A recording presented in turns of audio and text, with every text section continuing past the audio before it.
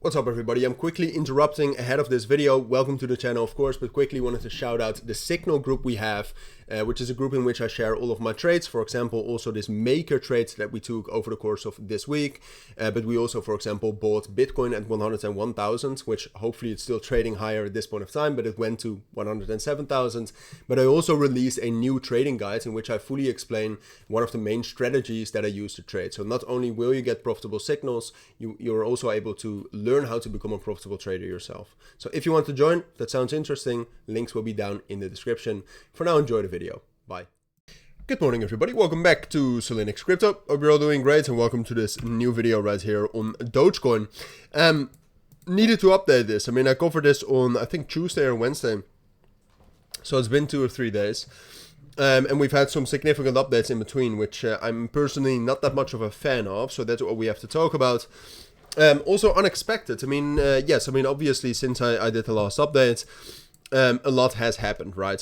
Fundamentally, since especially Thursday, we've had a lot of geopolitical tension and a lot of unrest. So that is ultimately what I think caused the bearish breakdown that Dogecoin did have, right? And that was also what I did not expect in my last video.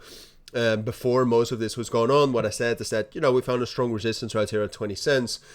So it's quite likely we're going to respect that as resistance, right? Dogecoin had some good recovery, but there wasn't that much momentum that we could say, all right, well, we're going to break out and rally. In general, meme coins also haven't been that strong. So the momentum that Dogecoin had was more of a recovery than really to get into higher prices. But ultimately what I did say is that I thought it was most likely we would at least be able to hold this level right here around 18.5 cents, right? So 0.185.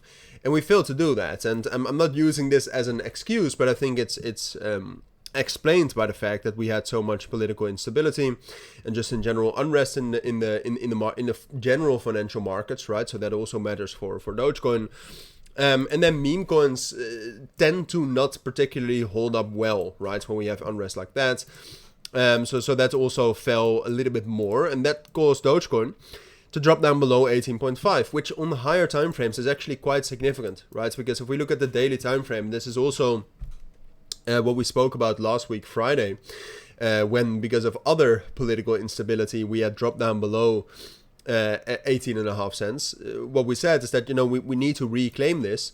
Otherwise, technically and structurally, we're going to get back into this range right here. And by the way, it's a little bit late, but a bit of a disclaimer. I will be 100% honest about what I see, right? And I know the Dogecoin community can sometimes be a little bit defensive of Dogecoin.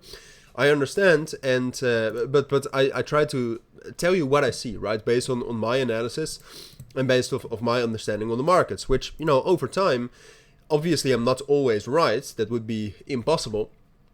But I'm definitely more often right than wrong, right? So when I'm bullish on Dogecoin, like I was, for example, right here at the beginning of May, I'll tell you that I'm bullish. But at this point of time, do I think that there's still a chance that Dogecoin is able to recover here? Yes, certainly. If there's a political de-escalation, for example, I think Dogecoin can easily reclaim 18.5 and then we're fine.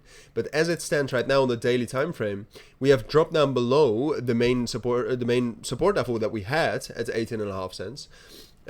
With volume, which means that we have dropped down into this previous range right here. Now, as long as we're holding the POC, which is at 17.2, so 0.172, technically what we can still do is compress against that resistance at 18.5 cents and still reclaim that, right? So this is still a possibility. But as it stands right now, with both the technicals, with the high volume breakdown and the fundamentals, which are still quite uncertain at this point of time, I would say it's most likely that we will stay in this balance right here, on top of 17 cents and below 18.5 cents. And unfortunately, I would say it's a little bit more likely that we'll also see a drop down into 16 and the 15 cents afterwards. Unless proven otherwise, I would expect this, all right, which is the worst for Dogecoin. But given the situation, I do think expecting the worst is the best thing to do. So yeah, those are my thoughts. I think that's what you need to know. So hopefully that helps. Hopefully it's valuable for all of you. For now, have a great weekend. I'll see you all in my next videos, and bye.